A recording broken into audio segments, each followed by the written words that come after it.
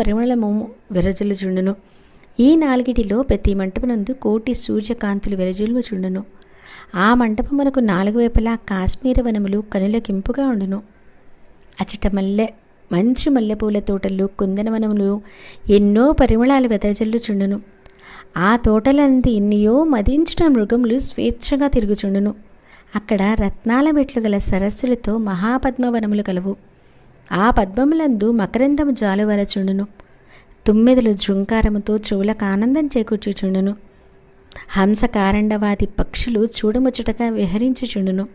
ఆ దివ్యవనమునందలి సువాసనను 4 దిక్కులకు వ్యాపించుచుండును.